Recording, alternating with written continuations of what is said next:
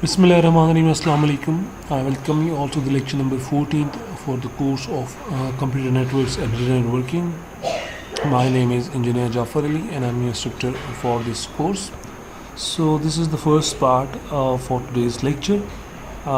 Second part will be the same topic, regarding the same topic actually. Today's lecture will be regarding DHCP, that is a Dynamic Host Configuration Protocol. So, we will start our lecture with the introduction to DHCP. So, what is DHCP and where it is used? What are the components? This is the brief of today's lecture. We will be studying about the introduction. We will study about the components that are involved in DHCP. We will compare the another protocol, that is BOOTP and DHCP, and what is the relationship between these two terms. And we've also studied one of the almost same term, that was ARP. So this will be corresponding to that as well. Then we'll look at the message format used by this protocol, DHCP. And the later part of the section I will discuss about the procedures that are involved in DHCP. Also, how does these methods involve, this procedure involves allocating new addresses to the devices, and how does the renewal of a lease is occurred or basically presented in this format of DHCP. We will also discuss the state machines, and we will try to answer you regarding your queries and confusions in the end of the second part. And in the last, we will discuss about some of the benefits of DHCP. So this will be the lecture briefs of this lecture number 14. So what is DHCP? DHCP is known as a protocol, that is full form of this protocol is basically Dynamic Host Configuration Protocol, and it is used for, you as the name shows, that you have to configure but dynamically. And by dynamically I means mostly it is also done automatically or manually, both. So used for dynamic allocation and of IP. So this allocation will be done, or this configuration will be done on this IP address. This IP address is the logical address. So this protocol will be supporting this IP.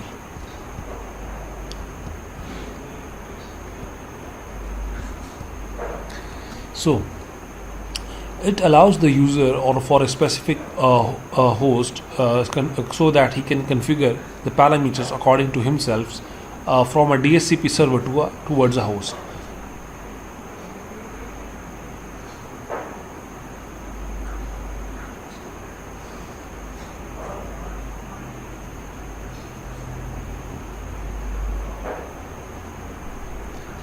It allows for the host specific configuration parameters. There are several parameters that are used, that are involved in the configuration part or configuration setup phase. So these parameters will be sent to the host by this DHCP server, and this DHCP can also be used to convey permanent IP. So if anyone wants to know their permanent IP address, they can use this DHCP. So this DHCP will be there to inform the host about their permanent IP address. Moreover, server interfaces need permanent address because clients need to be able to reach them. Also, router interfaces should have permanent addresses for stability and routing data.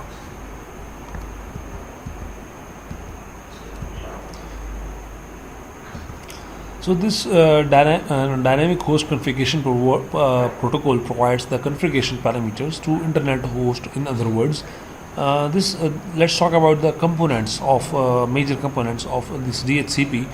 DHCP basically consists of two components. The first one is a protocol that is used for delivering the host specific configuration parameters from a DHCP server towards a host, and the second one is basically the allocation or the mechanism for the allocation of this network address towards the host. So there are two phases or two components you can see over here. So where is this DHCP used? The next question comes around, that what is the location where this protocol is used. So you know that since class B and class C addresses address spaces have been exhausted, so service providers and most of the enterprises now use dynamically allocated IP address. Depending upon their allocation and depending upon their users, they actually vary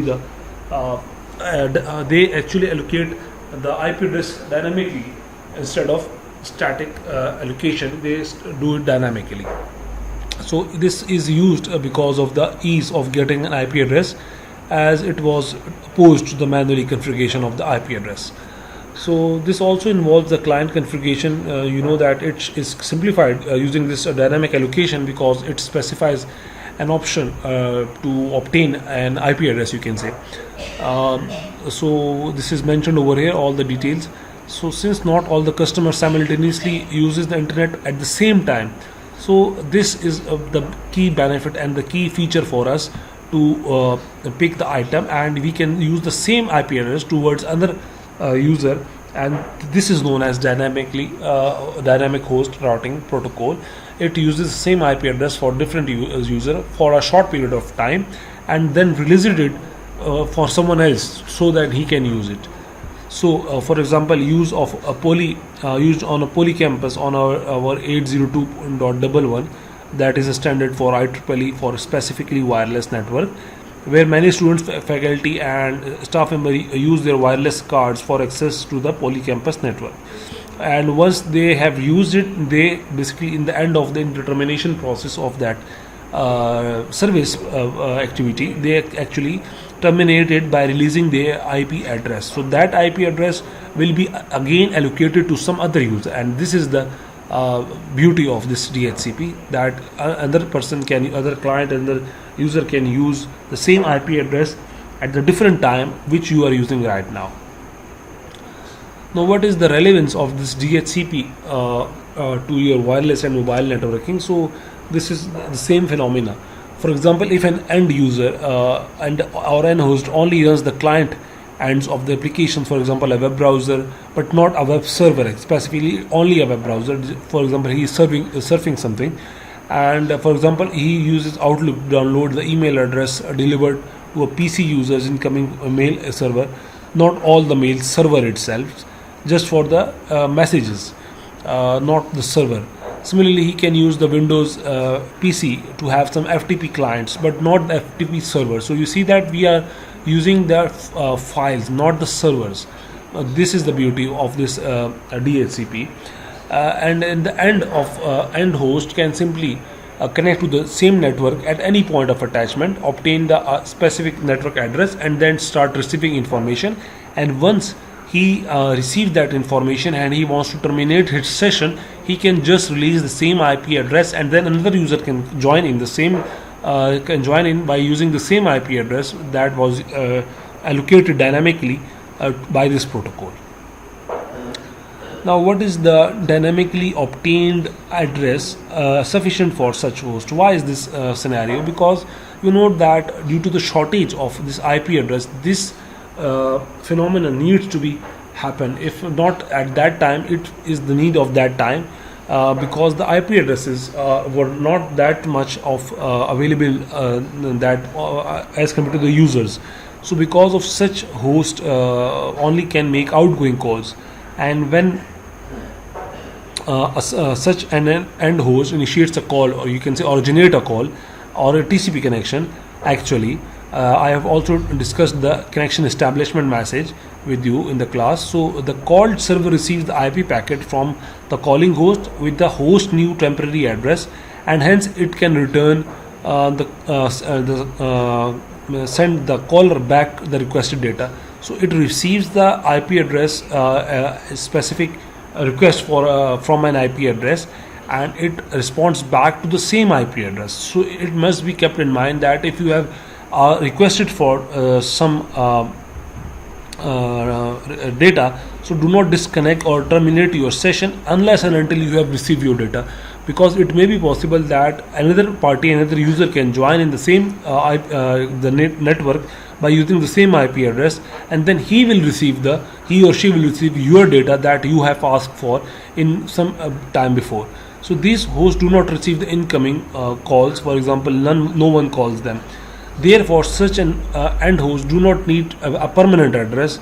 That potentially callees will know that will need to know. This question comes into mind that can we categorize a cellular telephone as such an endpoint? So this is I will I'll discuss this point with you. So also bring me your point of view. You can also discuss your point of view, and if your point of view is right according to the books and according to my knowledge, I will also give you a bonus point as well. And now coming to the answer to the question in the previous slides. So this is the answer given to you that according to my point of view and according to the books, no, because the cell phone can be called. Therefore, the calling or the calling parties will need to know that who actually asked for this data. So this is the key feature. This is done to make sure about the security, to ensure the security, and to make sure that there is no hacking of any data or wrong delivery towards any user that has not asked for the data. Is DHCP needed only for wireless network or also wired? So this is also a key point over here. So to answer to that is basically DHCP can be used whether it links to the endpoint is wired or it is wireless. Even with an Ethernet NEC, a host can use DHCP to dynamically obtain an IP address. Even for example, a cable modem user or Ethernet from host to cable modem or cable from modem to Ethernet, internet, anyone can use it. Mostly in every LAN connection, this DHCP is actually used. It doesn't matter whether it is wireless or wired. So specifically, DHCP is used for mobile users. So the answer to that is no.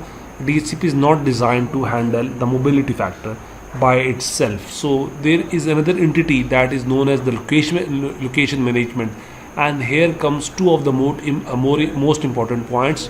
Do remind me about home location register and visitor location register. This is commonly known as HLR and VLR.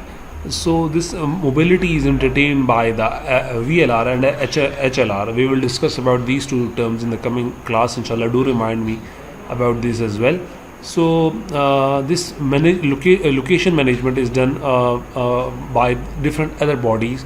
Location management problem is to enable the delivery of the calls to the mobiles. That means that is not static. The user is basically on mobile. So location management does not arise for this DHCP host. Handoff management requires rerouting of packets when the end host is in a connection. It is costly to update the far end of connection with a new temporary address if DHCP is used to change the address whether a user moves or not. So this changing upon the location of the user, actually the end user, this DHCP can also be changed, but for that you will be needing some body that will be handling the handoff. Now what is handoff? There are two things. What is the location management, and the second one is handoff. We'll talk about both of these terms in the coming class. Just to make you understand that what is handoff, we have talked about the location management. Now let's talk about handoff. So handoff is, let's say there are 2 points. One is point B, and let me open a paint so that you can understand.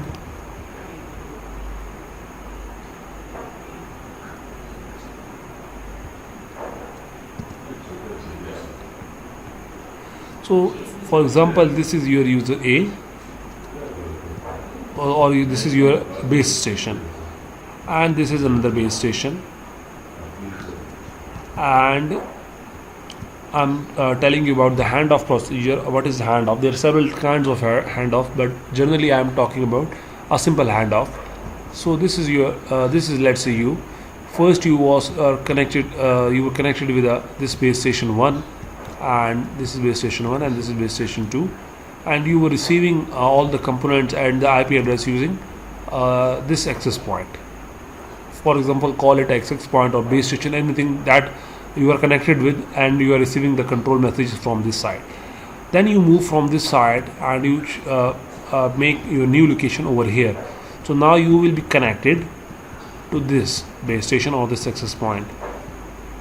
But after reaching this location, let's say after you have reached this location, a packet that you requested for at this point now has reached from any server.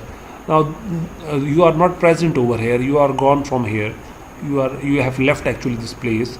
So this packet will be received by which entity? So this HLR and VLR, this location management services, will enable the network so that it will know that you are not with this base station or access point anymore. So this base station will contact the immediate location that will be provided by the VLR and HLR, and this is known as the handoff. So it will provide all your details and it will provide all your services to this one, and you will be shifted. First you were connected with this and now you are connected to this. So this shifting is known as handoff. This base station will hand off your services to this access point or base station. So now this base station will be there to serve you. So this is known as handoff. Let's go back. So this handoff management requires, you see, a rerouting of packets when the end host is a new connection, and it is basically costly because you have to update everything after every interval of time so that you know the exact location of the user, and this is how this monitoring has been done in the military services or intelligence services. Mostly they use your VLR and HLR to learn about your location, that the first user was at this location at the first point, then after some time he moved towards this location, then after some time he moved towards this location. So they basically predict that next target of your will be this. So from using your previous data, actually this is done, and this is done by the location management services and the handoff management services that is provided to you by the DHCP. That is not provided to you by the DHCP, but it works along with the DHCP. Now what are the components for this DHCP? So the first one is the DHCP client. I want to make it a little bit. So DHCP, the first thing is DHCP client. So a DHCP client is a host that is using DHCP to obtain an IP address and other configuration information. If you recall this ARP was the same thing where you ask your ARP and RARP, where you ask your physical address, logical address after telling your physical address, or you ask your physical address after knowing your logical address. I'm talking about ARP and RARP. So this is the same thing where you obtain an IP address and other configuration information by providing your DHCP. So this host is basically using DHCP client is a host that uses DHCP to obtain an IP address and other configuration information. The second one who responds to this request is basically this DHCP server. So a host that returns the IP address and other configuration information towards this client is known as DHCP server. So client basically initiates the request towards the server, and server responds back with the information towards this DHCP client. Now the other term arrived with BOOTP. So BOOTP is relay agents. BOOTP relay agents, what are these? So these are host or any router that passes this DHCP server between DHCP clients and DHCP servers. So the servers and the routers and the hosts that are involved between this kind of communication, that are in between the clients and server, and they do passes this DHCP from this client towards this server, or from this server towards this client. So this is known as a BOOTP relay agent. So these are mostly known as relay agents, or normally BOOTP relay agents or BOOTP agents. So this is these are the main three components. The first one is DHCP client, the second one is DHCP server, and third one is DHCP relay agent, BOOTP relay agents. Now, talking about BootP, so basically DHCP is uses this BootP. BootP is used within DHCP. BootP is not something very different. It is a subset, you can call it, of DHCP. DHCP based on this BootP. DHCP basically uses the message format of BootP to make its message, to produce its message, to entertain their you can say clients or servers. And DHCP also uses BootP relations to avoid having one DHCP server per network segment. So now you know what is network segment. If you recall that how we divided entire network into different segments. So this BootP relations make sure that one DHCP server is there only there within one per network segment. So there is no more than one DHCP servers, because if there is more than one DHCP server, so both will try to capture that device, and the device will have two IP address of different numbers, or different IP numbers. So different IP address, I'm sorry. So this will be a very disastrous situation that a device will be having two IP addresses, and this will cause load as well as misleading deliveries in the network. So this is not the case. Only one DHCP server is there to make sure that only the packet received packets are received to their delivery points, not inaccurate points.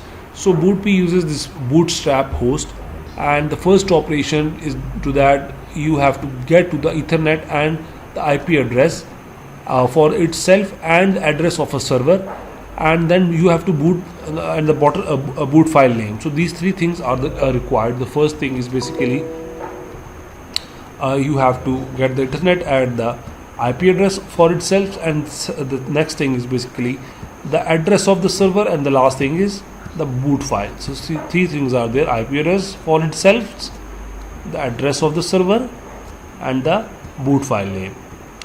The second operation that is used by this bootstrap host is basically it uses TFTP to download this boot file. So that is the reason why I have not covered this DHCP topic with the ARP topic. DHCP topic can be better understood if you have done all these protocols. So you can see that you have also learned this TFTP protocol in the previous class. So now you know that this is involved in the second operation of BootP that is used by uses this bootstrap host.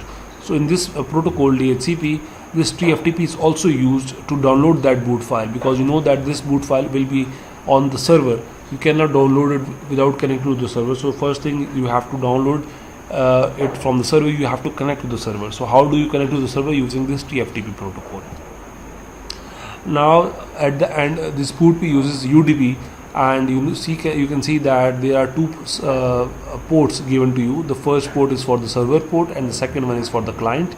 So 67 is used for server port, and 68 is used for the client port. Now there are two major differences between this BootP and DHCP. The first one is that DHCP specify a lease time for an IP usage, allowing for allocation of the same IP address to another client upon release this lease expiry. So once this lease has been expired, the same IP allocation, same IP address can be used for another host, another endpoint or client. And DHCP can acquire all the IP related configuration information more than in BootP. So DHCP is providing you almost all the information or related information or configuration information, to be very specific. But in the BootP, clients can talk to DHCP server. It is basically backward compatible, and DHCP is an extension of BootP. So you can also understand the similarities and differences between it. And in the end, this message format is almost similar in both of these protocols, this BootP and DHCP. So this is a message format for a DHCP message. You can see that this is the operation field. These are the same fields, approximately the same fields that we have discussed till now in all of these relevant protocols. and it includes the header type, the header length, the number of hops, the operational fields and the flags, and the time required TTL, and their file name, their source destination, your options number. You can see now we are going to discuss it one by one. So you can see that this is the operational message, this operational code. It is one for boot request and the second two for the boot reply. The next field is basically H type, the hardware type. The next one is H length and hardware address length. So you can see it resembles all of these things that we have discussed previously in many other protocols. The next thing is basically hops, that towards the server, what hops number the client takes to reach that server. So client sets this to initially 2, and it is optionally used by the relay agents when booting via relay agent. So when booting via relay agents towards the relay agent, they normally uses this number of hops to show that this message is not by themselves. This is message for the previous hops actually. That it also shows that this packet or this request does not belong to them. It belongs to someone else who is allocated to the near to them at 1 or 2 or few hops. The next thing is XID. This is a transaction ID. It is a random number chosen by the client. It is used by the client and server to associate messages and responses between the client and a server. So this is a random number, XID. This is the time. This is filled by this client, and it is the time required to elapsed since the time client began address acquisition and renewal process. So this is the time required to renewal of that lease or any process. The next things are a flag. There you can see many flags, broadcast flag for example, and there are many more flags you can use over here. So this is the overall format for this DHCP. This is nothing rocket science. You can just understand it by it is. The next thing is basically client identity, renewal, your identity, basically, and IP address of the next server, DHCP of the of that server, the relay agent IP address used in the booting via relay agent, and the client hardware address. They are the optional fields. For example, you can, if you want to know about the host server name or the string, the DHCP discovery type, or any other directory path. If you want to know about all of the details, you can use this message format as well. And with the last, there are several optional fields, and you can see this RFC.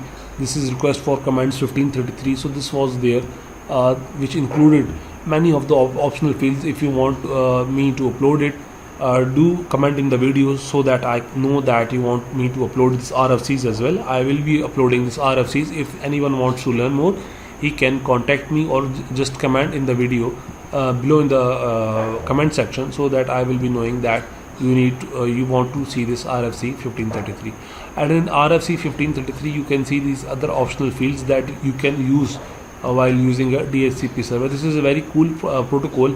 By using this protocol, if you are admin of a router or if you are administrator of a router, you can easily know that which devices are now connected to your laptop or your router actually, and what type of devices are these. Is these devices are Android, or is these devices are Windows operatable or not. So you can know about the software, the hardware, the time, and these devices are connected. Let's say if any device has connected to your system and you want to see that to check the time of that device, that how much time that device was connected to your system, you can easily check within a router by using these DHCP commands that I will show you in the end of the second lecture, inshallah. So you can see these are many other options that is supported by this DHCP server or this DHCP protocol. This DHCP message type it can include all of the message. You can add request the IP address. You can request to the server identifier. You want to know the IP address release time, that this IP will be released at what point of time. If you want to know the renewal time value, if you want to rebinding time value, if you want to know about the client identifier, if you want to know the DNS, that is domain name server option is also there. router option, max datagram option, subnet mask, client host name. So you can see just for using just by using this DHCP command or this DHCP protocol, now you are able to know about maximum information regarding any of the information that you want to know in respective of ARP. And in contrast to ARP, unlike ARP just provides you small information, but this DHCP can also provide you much of the information as well. So this is a small difference between ARP and this DHCP. And for all other options you can also refer to this 2123. There are many more options, there are many more RFCs, and if you want me to upload it, do comment in the video.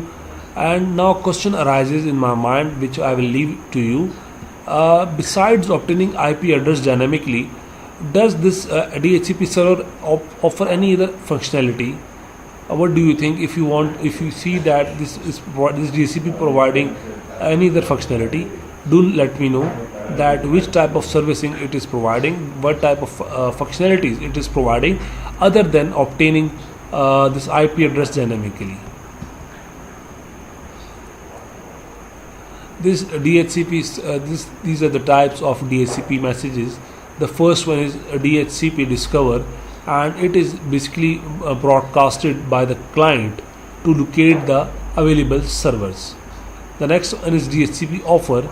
So it is the server to client response to DHCP discover with the offer of configuration parameters.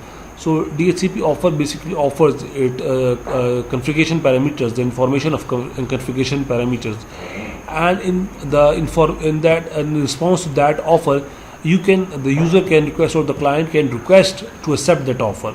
So this DHCP request is generated when a client message to the server either requesting offered or parameters from one server and implicitly declining the offers from another. So you can also do this DHCP request. And the second part this DHCP request can do is basically it can confirm the correctness of the previously allocated address after, for example, the system reboot or any other. If you have disconnected your adapter, or you have turned off your adapter, or you have resetted your adapter. So this is DHCP request is there to make sure all of these things. And if you want to extend the lease on a particular network address, you can also request that in this type of message, DHCP request message. Let me highlight it for you. These are the kind of messages. The next one is DHCP pack.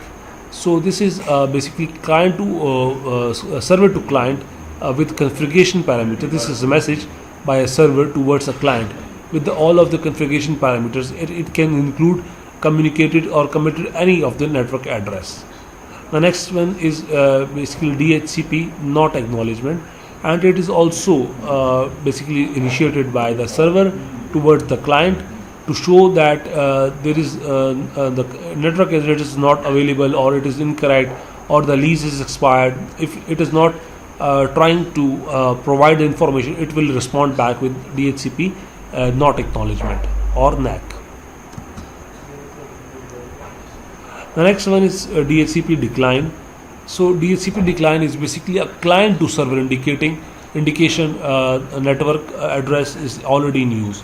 So if a server wants you to release, or if you want to know that if you are using a specific IP address or not, you can decline it by telling him that this is already in use.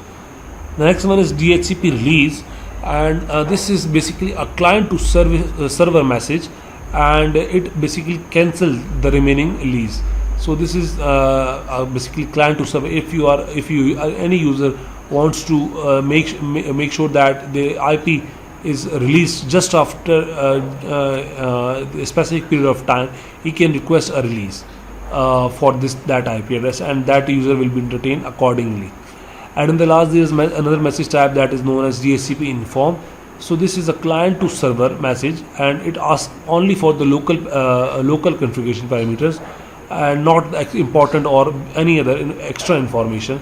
So if you are asking just about the local information or configuration parameters that is already on the network, let's say the MAC address or anything, something like that physical address of any server or the location of any specific server, the basic information you can use this DHCP inform.